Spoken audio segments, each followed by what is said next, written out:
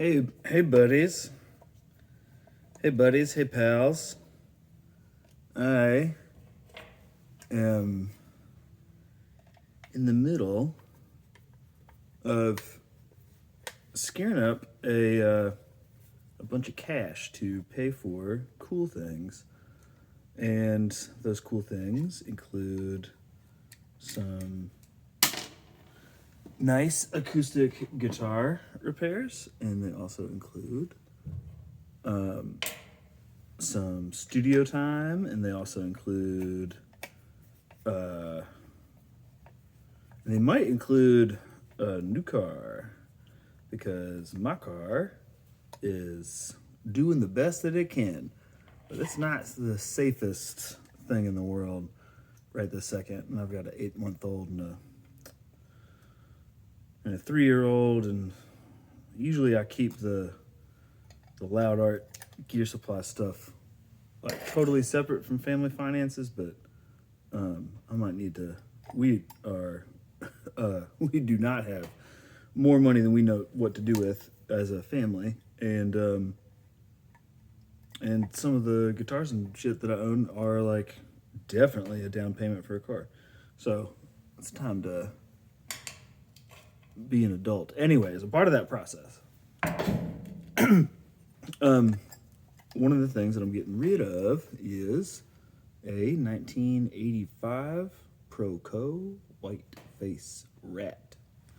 Got it listed on Reverb, and a person who might want to buy it asked me a couple things about the pedal, and I thought that y'all might want to come along for the ride.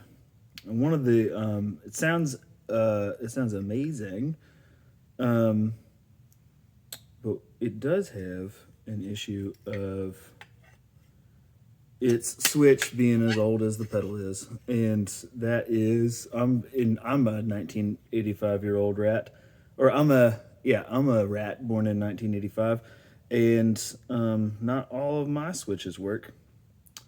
And this one sometimes takes an extra click or two to engage and to disengage, which isn't terribly surprising. Now, the reason why I've got it opened up is that sometimes, with scratchy pots and with and with other things, a little bit of contact cleaner can be a good decision. So I'm getting in with the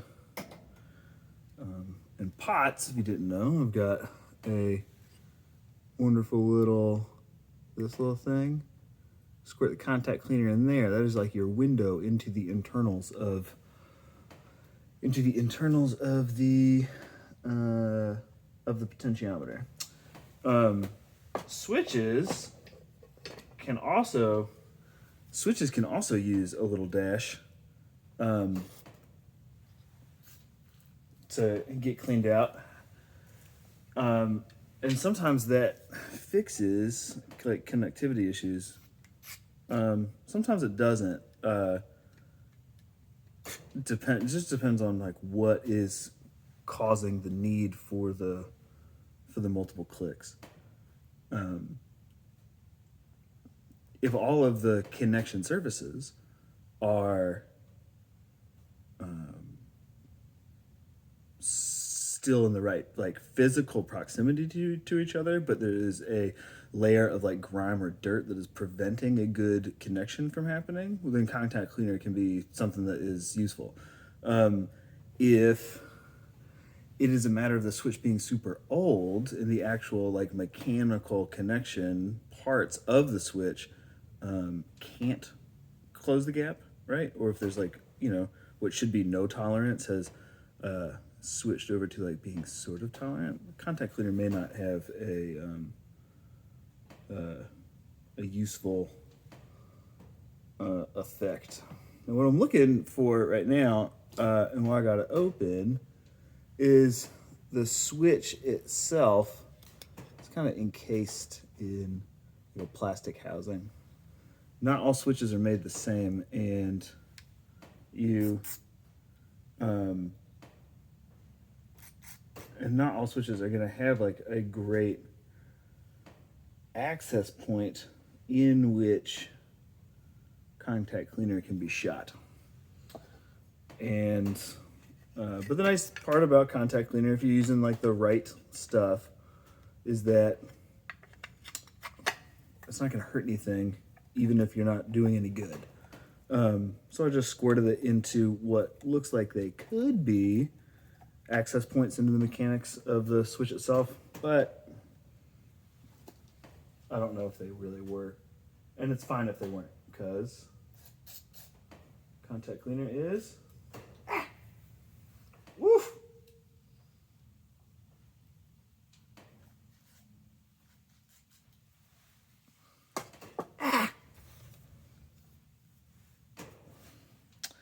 Is it a good idea to wear glasses while you squirt contact cleaner?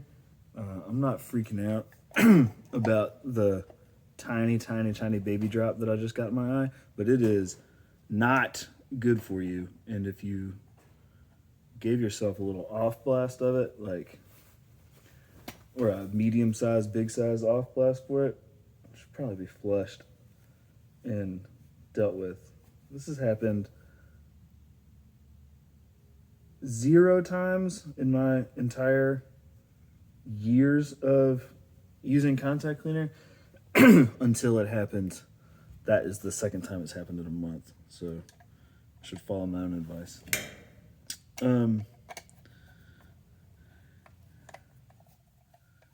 I made the reverb seller, no promises that this would do anything. And we are going to find out together, and the reverb seller, or the reverb buyer, potential buyer, is going to be along for the ride, because this video is going to go on the listing itself. And reverb buyer, who is super nice, whose name I can't remember right this second. My apologies for creating a testing video that is inevitably going to be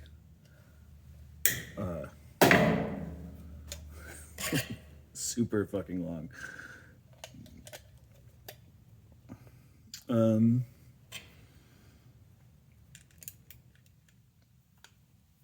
There may be other ways to tell the difference between the original Whiteface rats. Whiteface indicating that the ProCo rat logo right here is black lettering on top of a white background.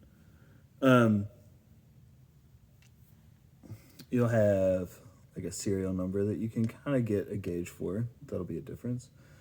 Otherwise, the front looks exactly the same on the reissues.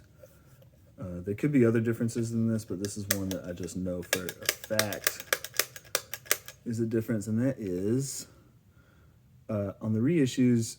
I don't think it'll just say ProCo on this front label. It won't say Sound Inc. And you can always go to, as long as the potentiometers are original in the pedal, you can go and grab the potentiometers. Every potentiometer has a manufacturer and a date code built into the number on top. And you can go read those and find out what when your pots were made. These have CTS pots, and they were made in 1985.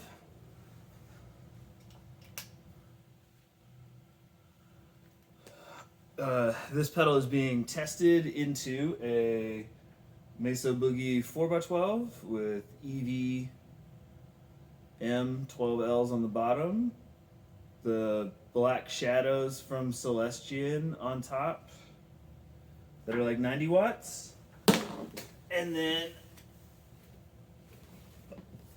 you also have inside of that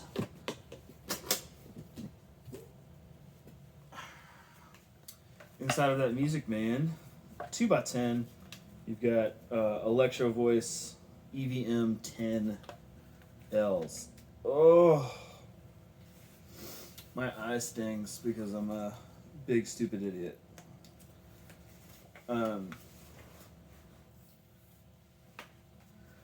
This guitar I recently took in on trade, and it is a 1993 Gibson Les Paul Studio, and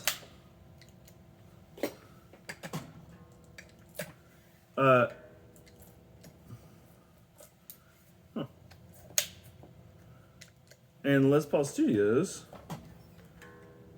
from the 90s are expensive. It's like some of these are going for like $1,500. This is the first 90s Gibson I've ever had, and it feels awesome. I like the neck a lot because it is thicker than a slim taper, and I don't really love slim tapers on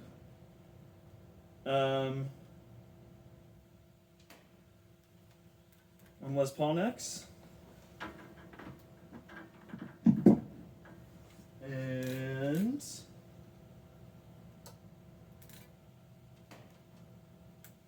the head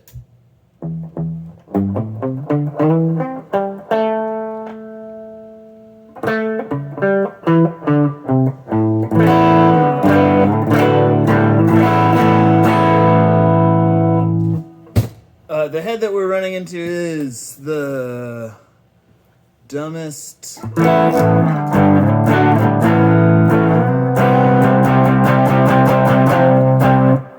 it's a 160 watt Peavey Roadmaster. There are two Roadmasters. One is the Super Festival Series Roadmaster. The other is the Vintage Tube Series Roadmaster. This is the Vintage Tube Series Roadmaster. It is they are very, very, very different amps.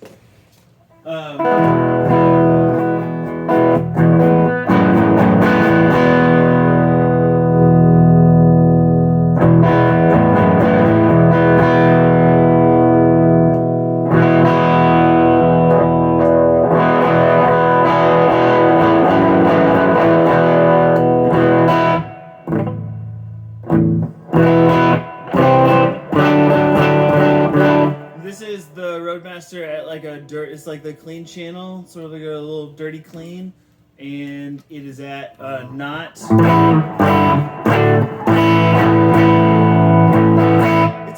It's at like nice volume in the room. It's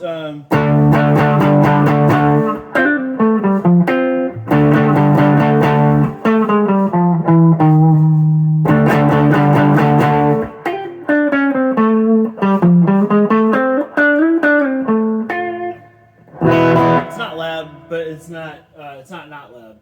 Reverb is now off. And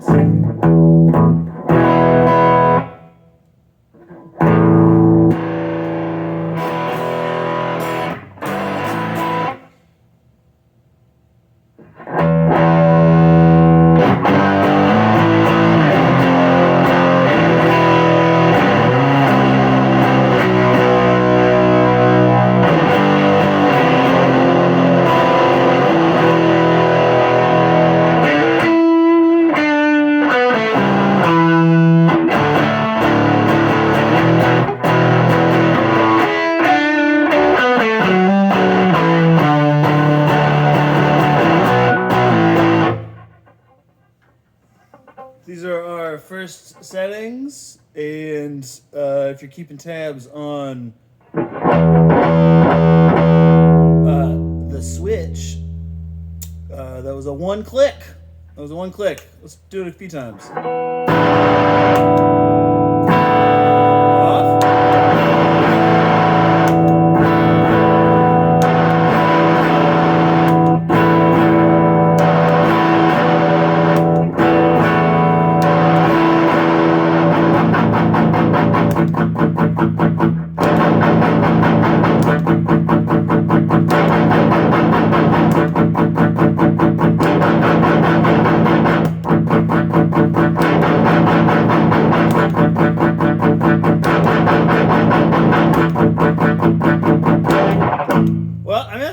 15, 20 clicks, I guess. And none of those needed.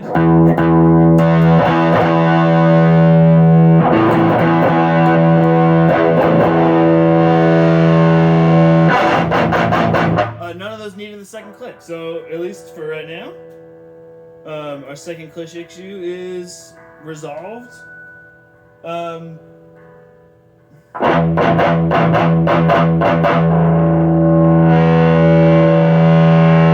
Distortion was like under 50% right there, and right now we are at about 75%.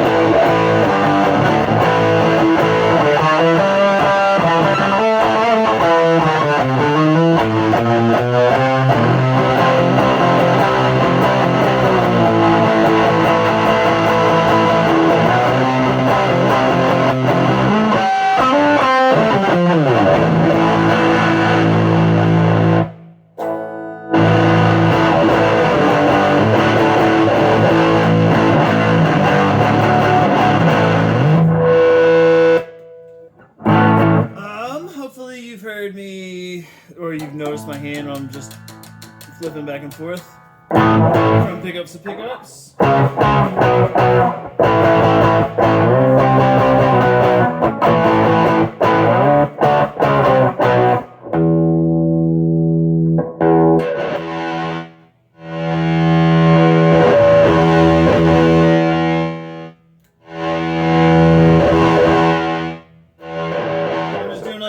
Sweep of all the potentiometers just to demonstrate functionality.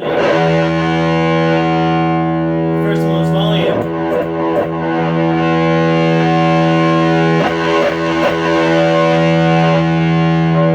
Second one is filter. It's not labeled filter on other rats.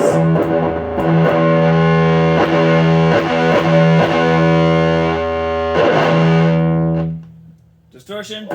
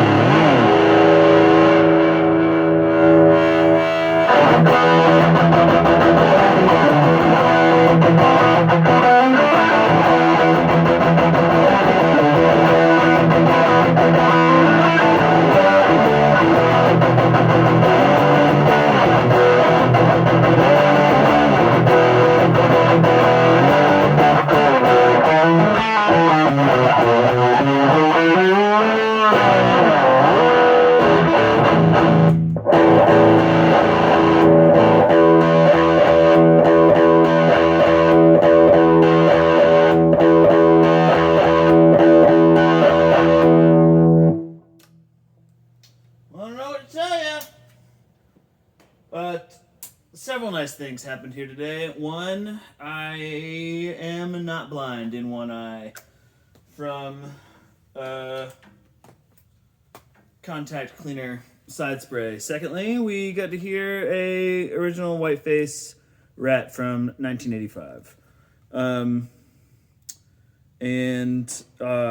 Does this sound better than other rats, and is it worth the premium?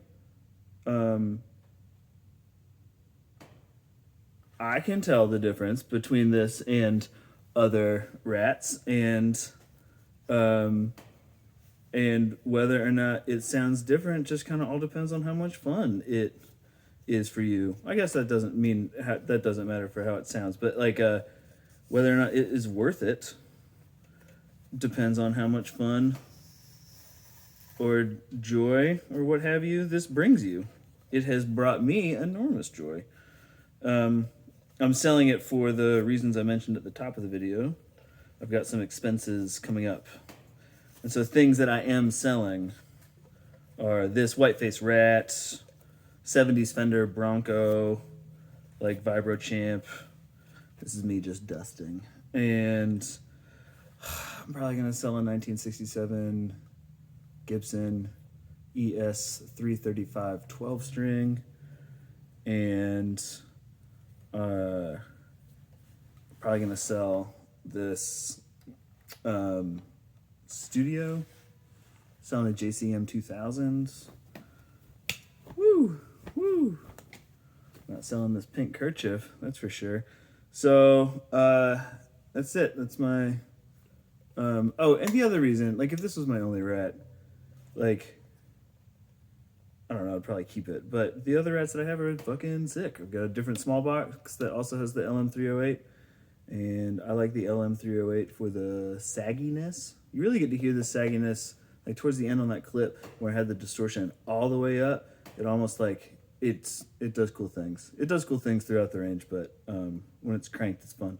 And you know, I've got like some life pedals and some other things that like, you know, it's been a joy to own this pedal, but I'll be fine. I'll be fine. You needn't worry about me, and whoever it ends up with will be lucky to have it. In the reverb listing, I mentioned scratchy pots, but Contact Cleaner knocked those out. And I also mentioned the intermittent foot switch, but I mean, we're like 50 some clicks, and there was no intermittency, so Contact Cleaner seemed to have, at least for the time being, taken care of that as well. And friendly potential reverb buyer, you said specifically to me, Owen, it doesn't count as a demonstration of functionality unless the video is at least 26 minutes long. So consider request satisfied. You know, you like play this and you're like, it's fine, it's like whatever, it's cool. And then the longer I play it, the less fine it is and the more kind of sick it is. Okay, that's it. Bye.